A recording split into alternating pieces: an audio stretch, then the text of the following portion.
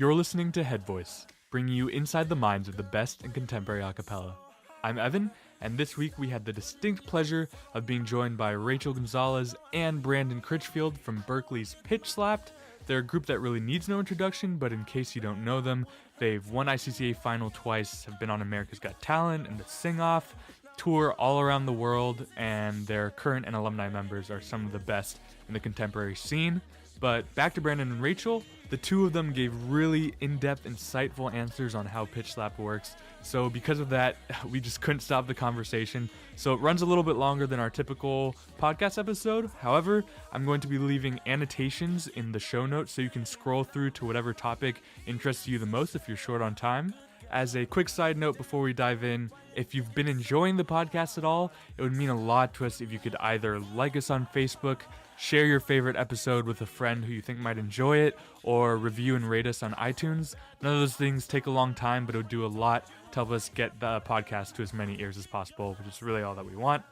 I've babbled on long enough. Without any further ado, please enjoy the wonderful world of Pitch Slapped. Hey everyone, we're here with the awesome Rachel Gonzalez and Brandon Crichfield, and we're so happy to have them here today. I'm going to start it over and pass it to you guys first. So you guys are in Pitch Slapped. Rachel, you are the MD. Brandon, you're a lovely baritone in the group.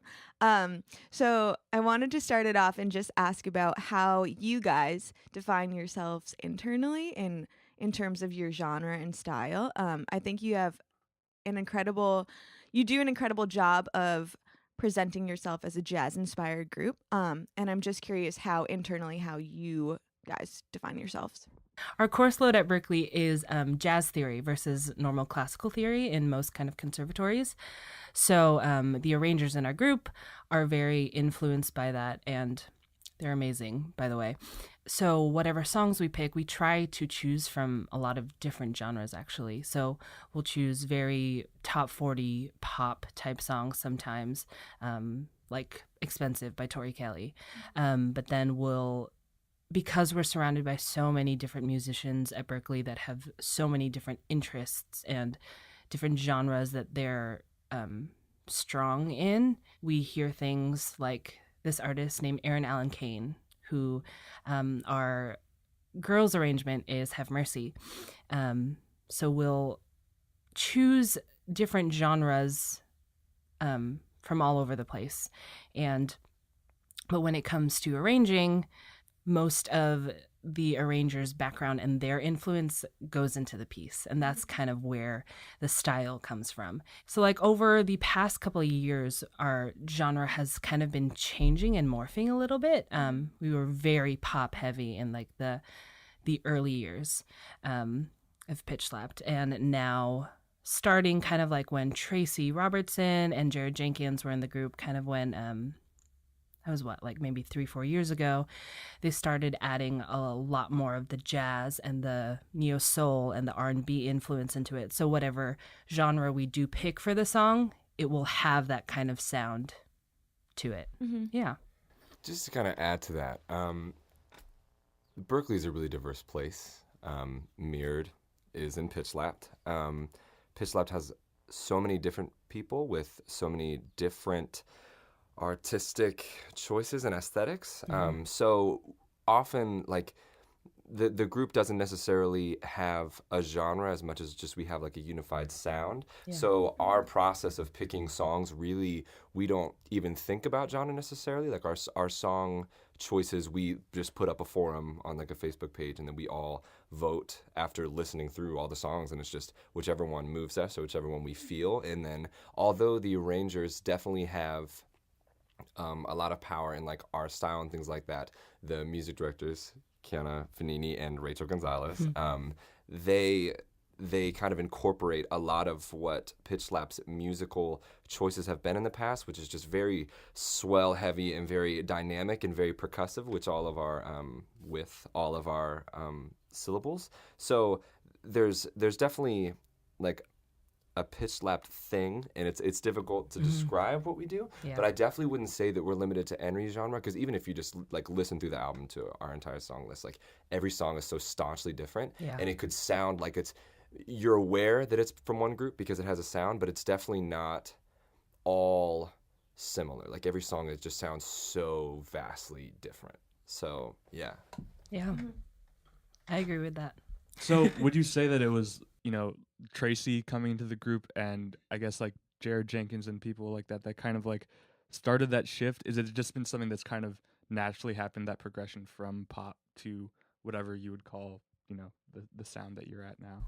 I think it was a little more gradual than that. Yeah, they definitely had heavy hands in that gradual change. But I think just with the people in the group who've just come over throughout the years, it was a gradual change more than like a huge shift. I agree. I definitely wouldn't. I wouldn't put names to the transformation of Pitch Lab. I would say that ever since the very beginning, one thing that's crazy about Pitch Lab is that we have such a strong alumni presence.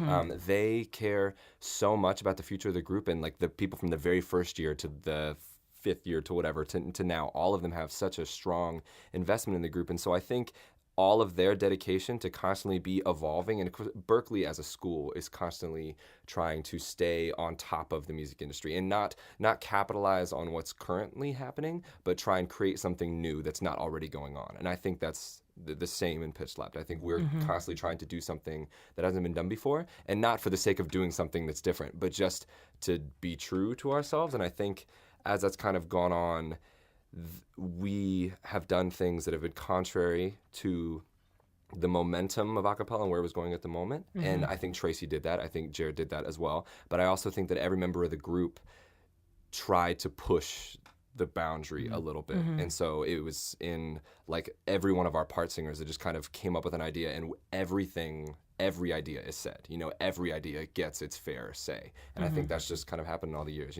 I wish I could go back and like see the way that their group operated, because I know the way that our operates, and I love it, But yeah, I would definitely say that every single member has given so much to the group, and you're aware of the undertaking when you go into it. And so I think every year and every like inaugural class of people that has gone through Pitch Lab is definitely responsible for pushing it to be what it is. And Brandon, you mentioned earlier how you guys make a Facebook forum and you just kind of like vote on which songs you want to choose, and that's how you kind of like pick your rep. Could you maybe both of you just talk to that a little bit more, and how that process is for choosing songs and how often you guys do that?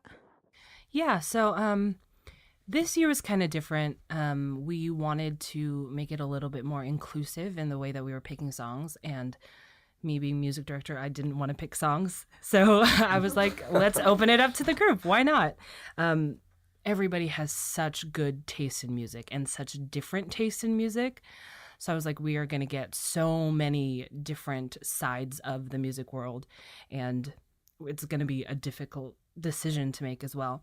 So in the beginning of this year, we just opened it up because we knew we were making an album, and we needed some extra songs on our set list to fill the album.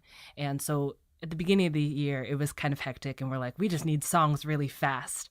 But thankfully, we came up with those songs, and we all kind of agreed on those songs. And the three were Pink and White by Frank Ocean, Beggin' and Pleadin' by Brandy, and what was the last one?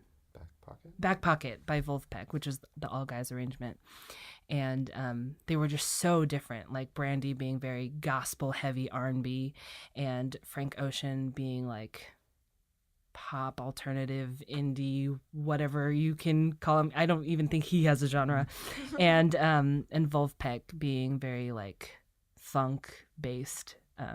So we just needed songs really fast, but there were so many choices that it was very hard to choose them in a small amount of time. So over the past year, we've been kind of trying to make it a little bit more normal, in the sense of we have like every month we'll do like a forum again, and then hey, this is a new song I've been listening to, let's put it up there, and then kind of voting on those again, and then all kind of just accumulating this big list of people or of songs that we want to eventually do. And unfortunately, we haven't had time to like do any of those new ones yet, but they're like on the list for later, So yeah. So Another thing that I think is unique about Pitch Slap is that you guys keep songs in your rep, I think, longer than a typical group would, in that, I think a lot of groups kind of just, it's 2 semesters and it's gone forever. But I know that there's some songs like You Like It and Jealous have like been in the set for a long time. So how do you guys decide when to phase something out or when to keep it, more long term? Well, one thing that I really appreciate about the board this year specifically and the people that we elected is that they open up almost every possible discussion topic to the group, and we lock ourselves in a room for just hours on end and just have to keep just smashing it out until we decide. But I would say that in regards to the set that we have right now, we had one of those sessions to talk about which ones we want to be on the album, which ones we want to keep in the set. I think it's a balance of things. You have to consider what songs people know and which ones are the best crowd pleasers, because we do a lot of gigs, a lot of paid gigs. We have to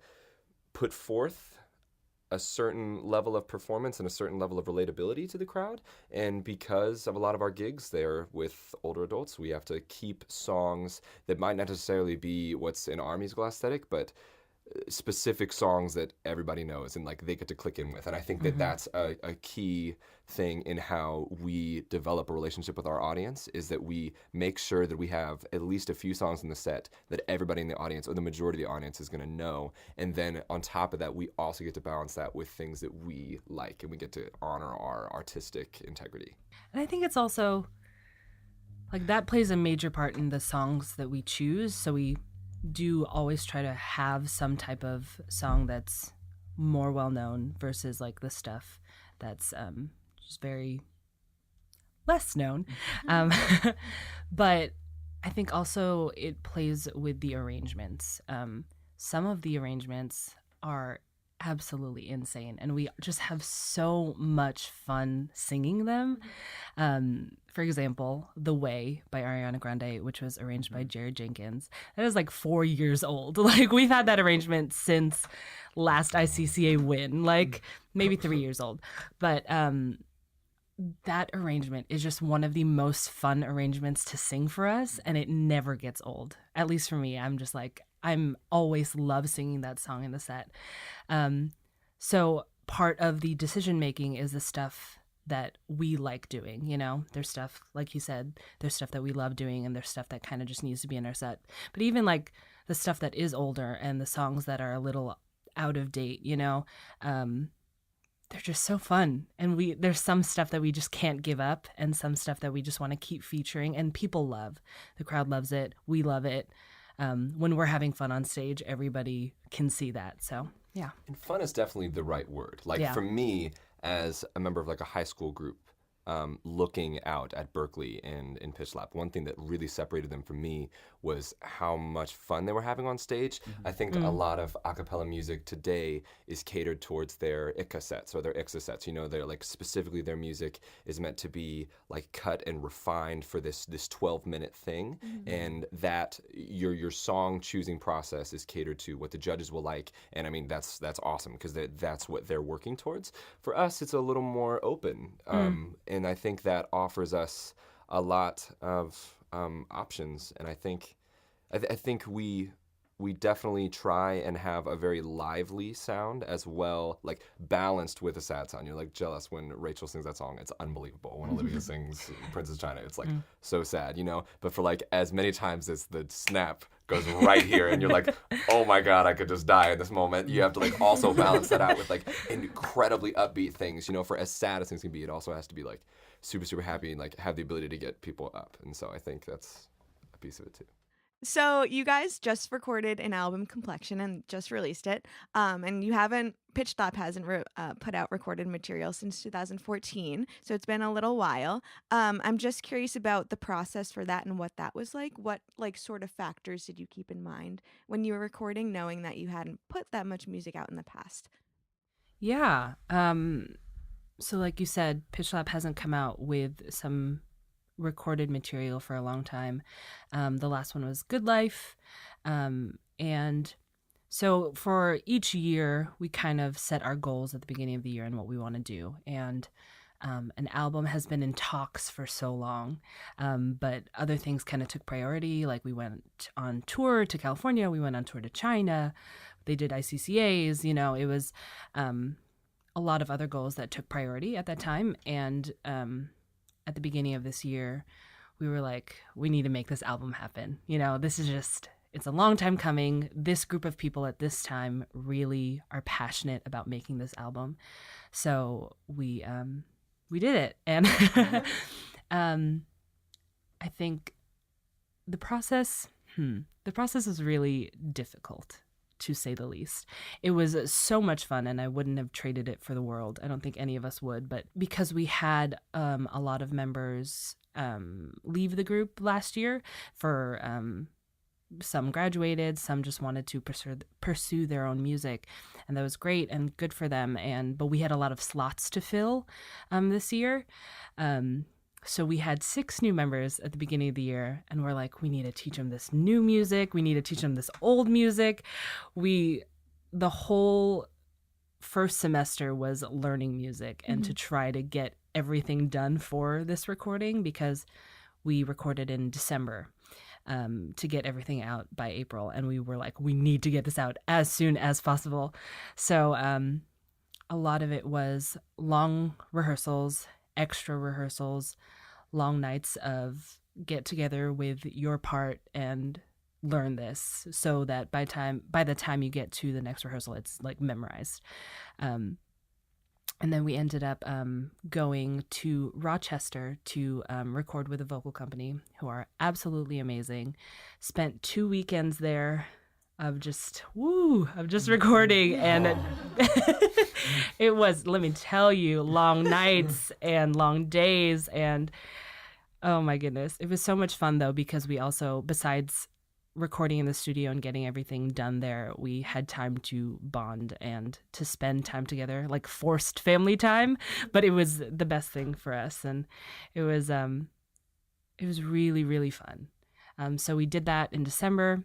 And then all of the kind of business stuff of getting the album out and promotion and organizing the events kind of happened this semester, and putting our album release concert together and making sure everything was squared away for that happened recently. So we're kind of on that high of like, everything's done for the most part, we can breathe a little bit. It's out. We did our concert. People are listening to it. People are enjoying it. Just to add, so the perspective that she just put forth was definitely from a board member's ideology, where like it was just a very like tireless, effort, and it's definitely, it shows so much work was just not on the backs of the members at all. Like it definitely was. Sorry, there's so much to say here. Rachel, Kiana, Jordan, Alex, Mahama, and Julia, they just did an insane job of taking care of everything. Like I can't even fathom how many things they had to deal with this year on top of everything that happened at the school. We did get 6 new members, and all the 6 new members were guys, which for any group that anybody knows, male vocalists are very difficult to find, and especially really good male vocalists are difficult to find. And God, whole sections were replaced. That's what's insane.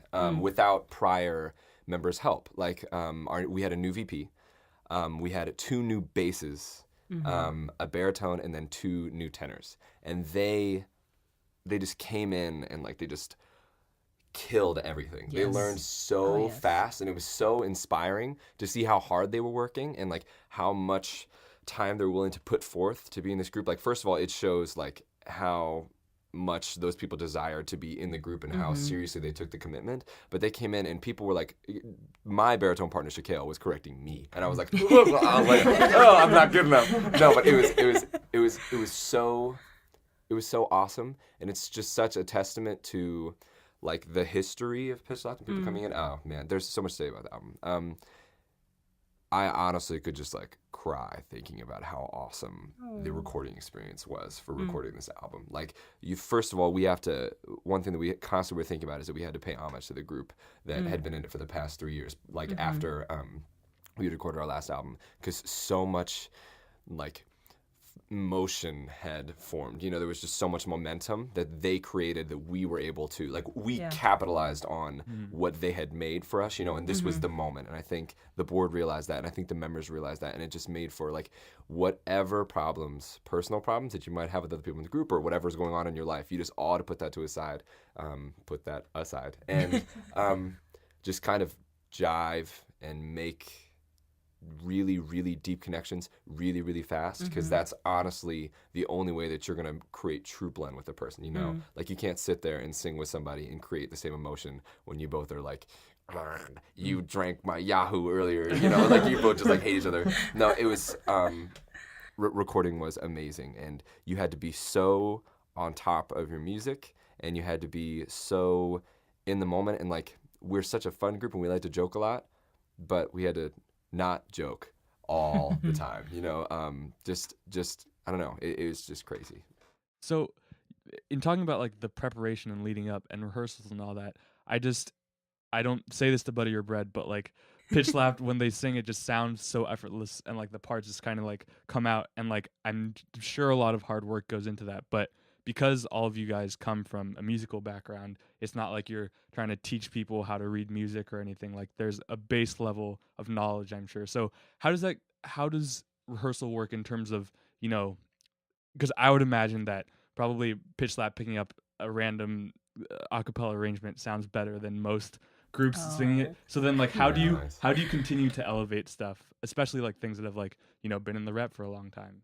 I think there's a certain level of musicality that kind of just automatically is standard for the group. When auditioning people, we have a plethora of amazing, talented people because we're out of music school, you know, everyone is a musician, and everyone is good. And then there's the cream of the crop that kind of just rises. Cream of the crop that rises. That's right? Good term. That just has this extra thing in them that we tend to look for, you know. Besides the talent, finding someone who is willing to work in a group setting, and to someone who fits with not just the sound of the group, but with the mindset of the group is so important to us in finding our members. So finding those people makes it so much easier in rehearsal to work as a group and to find that sound. In rehearsals, we do business, and then we warm up. And then if we're learning new songs, we'll do sectionals and then come together and kind of touch on the music and those types of parts. And then we'll break down parts, we'll add dynamics, we'll add all those things, you know, the normal stuff. But I think the extra step that we take, if you could call it that, is connecting with each other. And I think because our members are willing to put aside themselves and whatever person, talent, musicality they are and step into this group role, that changes everything to me. People are willing to listen if this is not coming across correctly, or if they're singing this part too loud, all those types of things. But I think the willingness of everybody to kind of shape their sound to fit is what sets us apart, you know? I agree. I think Rachel kind of hit the nail on the head there. I think connecting is something that every group should definitely value. I think connecting means a few things. You know, it means listening to each other just as much as you're singing. A funny thing about pitch up is if something is wrong with any part, like, everyone knows exactly what happened because we know the music that well, and because we're just that attuned to each other. And one thing that I always admired from an outsider of pitch slapped looking in again was that there's this level of like crispness and cleanness to the sound, and the only way to achieve that is by listening to your partners, and like specifically in your part, and then outside of it, of course, like you have to prioritize what you're listening to, and it's constantly changing because you have all these different cues, because just the counterpoint in our music is so freaking insane, but like the lines is just everything is kind of against each other, but it's also working together at the same time. So especially like syncopated rhythms and things like that, like I receive my cues from a million different points in the song, but I know exactly what they are, and I know what to listen for, like during the sound checks, during everything, and like it's just, I think everybody has this subconscious mental checklist, but it's all outside yourself, like you singing your part and you being in tune and you knowing your part is all like that should not be a thing at all during the show. Like that is stuff that you did at home, and you come in and you don't work to understand your part. You work to understand everybody else's. And that's what our rehearsal is. We come in and we learn the group's lines. Like if you're in a movie, you're learning your lines, but no, like rehearsal is a time for you to learn the rest of the movie. And I think that's a big thing with Pitch Slapped. Yeah, that's a really good way to put it. So you kind of mentioned, how you're kind of trying to find that group sound rather than it's just, a bunch of random voices singing together. So I think another thing that kind of distinguishes Pitch Slapped in my mind is that the arrangements kind of generally tend towards kind of more like homophonic texture, in that, a lot of people are singing the same rhythm, kind of the same movement of stuff. And I think that increasingly acapella is kind of trending towards this like wall of sound, or collegiate acapella is going to this wall of sound. There's like very dense textures, and like Pitch Slapped has that, with like I Wish or something. There's definitely like a lot going on. But so when you're working with stuff like that, and you're working with those more dissonant and complex chords, is there a lot of work done to like, hone in the volume of a certain element of a chord to make sure that it like gets out properly? Like, just because I think that most groups aren't even approaching the complexity in terms of, chordal stuff that's happening. So like, what is like, just if you can give us a little taste of the technical process of that. Yeah. Do you want to speak I feel like you have something. I would say, so it's definitely on the backs of the MDs, primarily, like from an outside perspective on like listening to everything that's happening to make sure that the specific textures of the chord are coming out the right way. But I think rather than thinking about it in a technical perspective, I think that can sometimes get you in a bind when you're going to the arrangement and you studied it for like hours, and you go in the next day and you're like, the fifth should be enhanced here. You should be singing louder because who's fifth baritones? You guys should be coming out. I didn't really hear that, but like you should be coming out, because I know that from like a theory perspective. I think a big piece of it is really just feeling it out. And like I think when you're singing too loud, you're singing too loud. That what's important. And I think a part of that is just having an eye and an ear for the arrangement and understanding when your part is necessary, and like when, and it's understanding when you're being featured and when you're not being featured, and understanding when the solo should be out there. And I think that's a big part of our solo process too, is we pick every piece of what we choose for our songs is complementary to the group as a whole. It's not like we have really great soloists and everybody in the back, it's like, they're not really listening to us anyway. It's like every moment you are just this absolutely key pivotal part. And whether or not your face is shown and whether or not it's not is a big piece of it too. I would say in regards to music, I think if you hear every note as you should be listening, you can hear when you're not hearing somebody or when you want to hear more of something. And I think it's just saying that. I think it's being willing to pull yourself back and realizing that your part isn't the most important part. And like make it like there's like a ring. There's like an effect that happens when something is struck correctly. And it's something that like it's so hard at the beginning of a song to really lock in. And it's a problem that we've had on a couple of our songs where it's just like, I really want to come in and just be like super, super on point. And we have to approach the beginning of each, certain songs will only give the dough, certain other songs will give like the first note of the solo or like whatever the first bass line has to be. Or sometimes we'll give like the full chord, and like, I think you can't have the same formula for every song either. It's not like you have this overarching blanket and then every song has to fit in this blanket in some way. It's like you just have to be open-minded to the fact that one song might just trip you up, and that doesn't mean you suck. It just means that you have to take a completely different method to it, And like I think being innovative and like creating this like fluidity with the way that you're thinking about the arrangement, you have to be willing to like think outside the box. You have to think outside the box and make sure that you're not putting a framework on what it should be. Mm. As a follow-up to that, you're kind of mentioning, kind of that pitch slapped is all team players and that everybody's like willing to play their role. So like on Complexion, I noticed that some soloists were different than you'd had in the past. Mm-hmm. So like, can you kind of speak to that? Because I'm sure a lot of collegiate groups are, you have the one soloist and that's who it is for the whole time. But Mm-hmm. I think there's some songs like I think You Like It has had like a million different soloists approximately. So like, how does that work in terms of choosing that and like balancing egos and everything, if that's even? I think the crazy thing in our group is we know that every single one of our members could take any of these songs and absolutely kill it. Everyone is so talented as an individual themselves that we could trust anyone with these songs. So that's why for us solo auditions are so hard. So what we do is we offer up the song every semester. Actually, for this year it was different because we had an album, so we're like, let's keep it consistent with the album.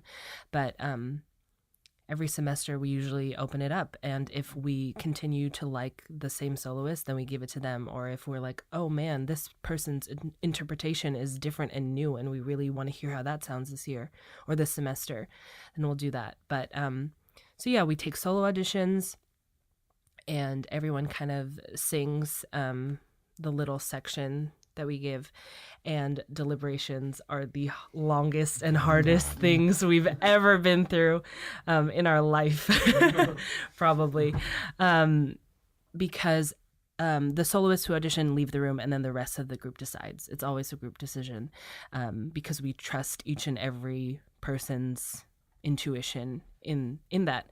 And so we all kind of have our own taste as well, and we may feel differently about how the solo should be sung.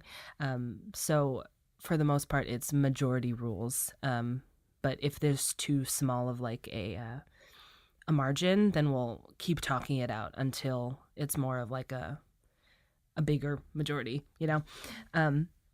Yeah, I think that's the thing, is that we trust each and every person to do the solo justice. So it's so hard for us to pick the solos. But that's also another great thing about doing new auditions every semester. You kind of give everybody a chance to kind of interpret it however they want to, because there are so many good people. I really just can't say that enough. Everybody is so talented, and everyone can take the songs and make it their own and breathe new life into it. I agree, and I think to address the ego question that you had, I think as a group, like Rachel was saying, every person has their own music, right? And everybody is constantly trying to push themselves outside the group, right? Which means that your confidence isn't wrapped up in the group. The group is an entity that you go into knowing that, like, in making the group better, you're making yourself better, right? And so I think that's always a mentality with solos. Another thing too is that, like, it's not like every member of the group auditions for every solo, not at all. Like it's such a crazy variant of numbers for each solo, and every year it changes. Like some semester, like 1 million people, like every person in the group except like 2 basses will like audition for this one song, and then another song would be like, I don't know like literally, it's like, so who's auditioning? Like no one raises their hand. Everybody's like, well, what are we gonna do about that? It's like, hey friend, will you be willing to try? And I think everybody has an understanding too of what they have to offer. Like I think they take themselves back a little bit, and you only try out for the things that you really want and that you desire, and that you think you're going to be able to make the group sound better as a whole. Yeah. And I think that's I think that keeps it a little more tame too. Is it just everybody has this, like, it's like this level of patience that I really admire and really love. Like they just it's same with deliberations too. You say what you have to say, and then it's out there now. If people don't agree with it, that's fine. You don't like keep repeating it over and over again. Like it's just you have your perspective, and you honor everyone else's perspective, and you just move on. I don't know. That's awesome. Yeah. So something that I find interesting that you both have kind of been bringing up often is this concept of opening things up to the group. So a lot of things are based in group discussion, whether it be choosing the soloist or choosing the set songs or anything really. So I'm kind of interested to hear from Rachel to see, do you find it difficult to balance, okay, this is when I have to be MD and this is when I'm going to make the decision versus this is a group decision? How do you sort of balance the two? That's a really great question. Oh, baby, you better go. My mentality going into this is, if I am MD and I'm making decisions for this group, I want to make sure that I'm making decisions for this group and not for myself, you know?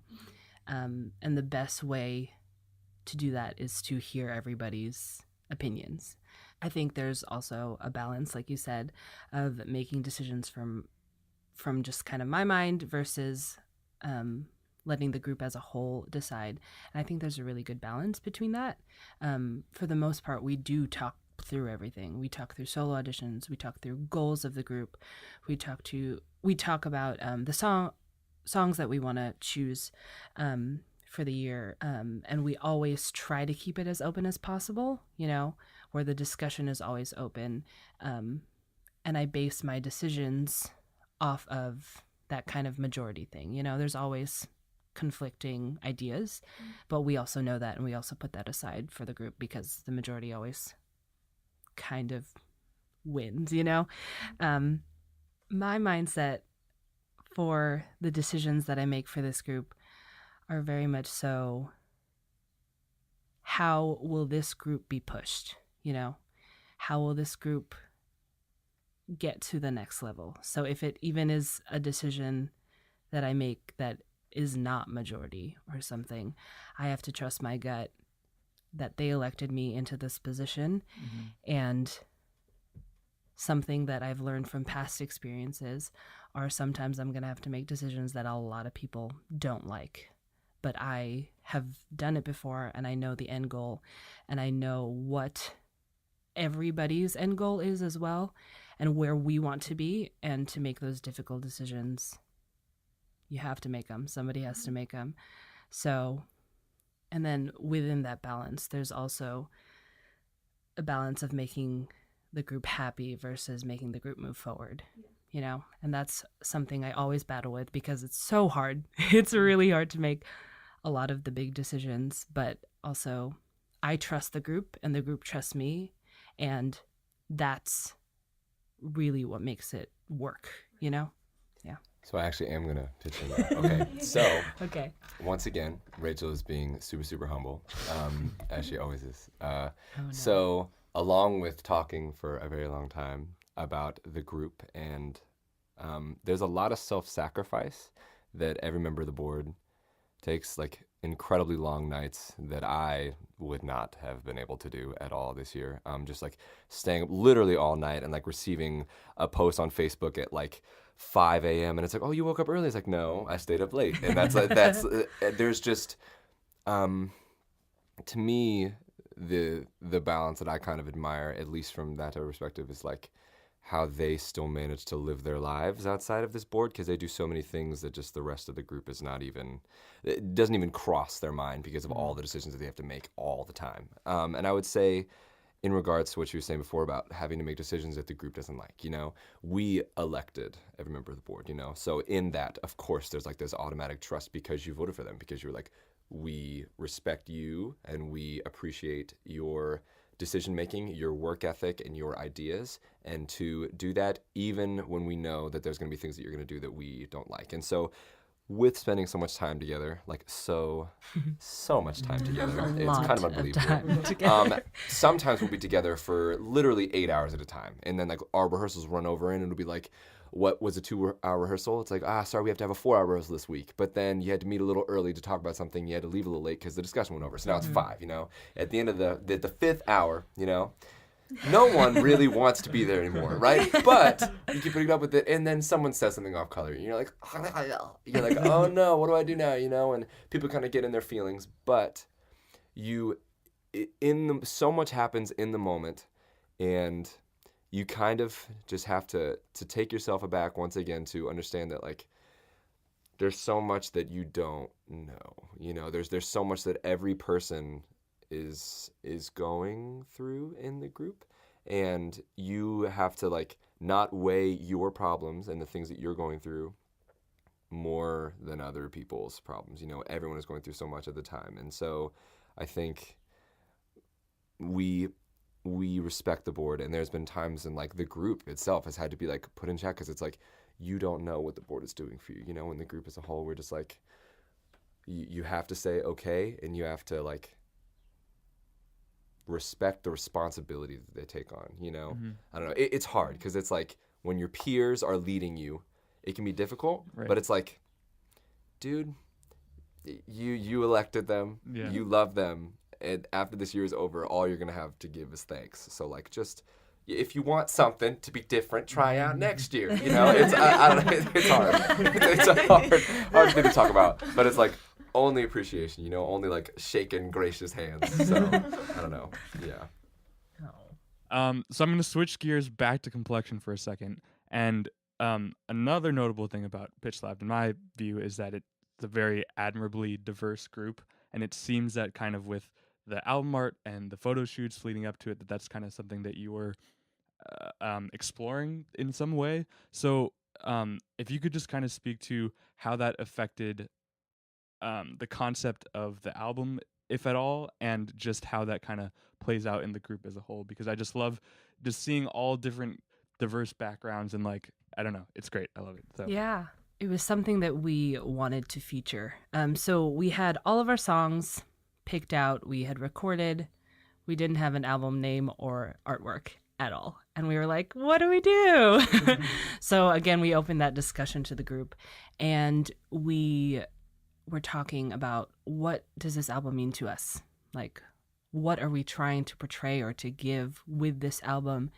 And the conversation always came back to the fact that we are so many people from different walks of life, from different cultures, from different backgrounds that came together to make this cohesive sounding thing that we all love so much.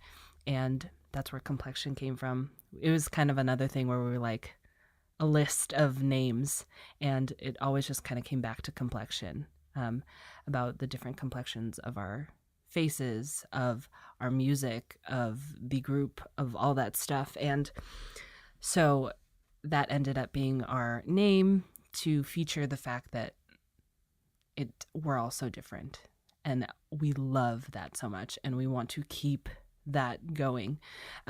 So we ended up doing some photo shoots and the album artwork and trying to feature that as much as possible. Same thing with this group. Over the years, we have changed and been more diverse in our sound, in our faces, in our cultures. And it's just always been that way. It's always been, I think that's the thing for any group, you know, that you can take away your own personal background and personal musical background as well and add it to the group, but as well take away from it. Does that make sense? Yeah, that makes sense. Totally. Yeah. So we're nearing the end of our episode today, and one question that we like to ask all our guests is, what are some trends in acapella that you see that you're really looking forward to growing in the future? And what for you guys is on the agenda for the next month, year? What's on the agenda for Pitch Lab? Honestly, I think that acapella for a long time has been a really novelty thing. I think a lot of people, when they listen to acapella music, they're like, oh, it's cute. It's all voices. Like, how are they managing to make music with just voices? There's no drums, and they're able to stay relatively in time. This is crazy. They maintain a tonal center. This is insane.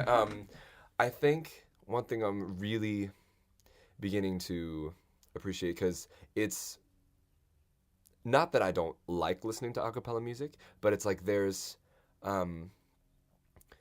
so little of it right now that they can't just be misconstrued for a different group, you know? Like, I think not a lot of groups necessarily found their sound yet. You know, it's just a cappella music is just this very broad term, and like one person's arrangement and they're singing it could be exactly the same as another's, you know, and it kind of fades into this one flavor of thing. But I'm really starting to see, especially over like the last 2 years, like a lot of groups start to like really embrace specifically what they have with that group of people and like what they want to make, and they're starting to be more opinionated. You know, I think because a cappella music is dominated primarily by performers that are not specifically music majors, you know, they kind of just trust whatever the arranger that they paid to make their thing was, you know, and then they just kind of, they don't seek out further creative advice, you know. It's just kind of like they're kind of at the mercy of whoever made their arrangement for them. But I think people are starting to become more cognizant, and I think they're also starting to appreciate their music and their members and like the difference that they want to make with their music. And I think from an audience perspective, more people are starting to come to me, and they don't, the compliments that I'm receiving for Pitch Slapped aren't like, good for you, you know, like I'm so I hope this album makes more than other a cappella albums, you know. It's like it's just music now, you know. And I'm hoping that in the future, my hope is that a cappella isn't just like this like weird mode of music that everyone listens to and they're like, I'm listening to a cappella music right now, you know. It's like, I'm listening to the Pitch Slapped album, it's really great, and now I'm gonna go and I'm gonna listen to Ariana Grande, or I'm gonna listen to Frank Ocean, I'm gonna listen to whoever, you know. And it's just a part of pop music, you know. It's like, it's not separated by that. It's good on its own in its own right. Yeah. Yeah. Yeah. And I think, like you said, with Pitch Slapped, we are constantly trying to do that. And we're constantly trying to, like you said, find something new and push the boundaries and build our artistry. When we come together, Pitch Slapped is an artist, you know, like we're a group that sings together. It just so happens that we're a cappella. And I think this group has, from the beginning, honestly tried to build that and tried to build a sound and an entity for itself, you know, rather than just coming together and singing the songs that we love and having fun. That's so important to us, and we try to keep that in our lives. But at the same time, we know that our music affects people, you know, that sometimes can't be said for some artists even, you know, and to build off of that and to give our audience and ourselves that satisfaction of, this is music and we love singing, you love listening, let's keep that going, you know. And we just are continually brainstorming ways to make that move forward, you know, just as artists move forward in their career, creating a new sound, continually feeding off of the people that listen to them and trying to express themselves in their music. That's all we're trying to do. And that's really all we can do. And we have fun doing it. Yeah. Cool. That's a beautiful answer. Thank you so much, Brandon and Rachel, for coming in today. Thanks for really having wonderful us. conversation. If you haven't at this point, you're definitely now going to want to check out Complexion, which is available on Spotify and iTunes and all the good things. So Yes. definitely check that out. Just came out. Look up a Pitch Slapped live video, something. Get into it. And we hope you'll join us next week on a new episode of Headvoice. God Almighty, wake me back. All them mothers won't love you like I do. Wake me back. Got a couple of feathers that I can call. Don't wake me back. Wake me back. Got me hoping and wishing every night and day. Whoa, wake me back. I'm begging and pleading. Whoa.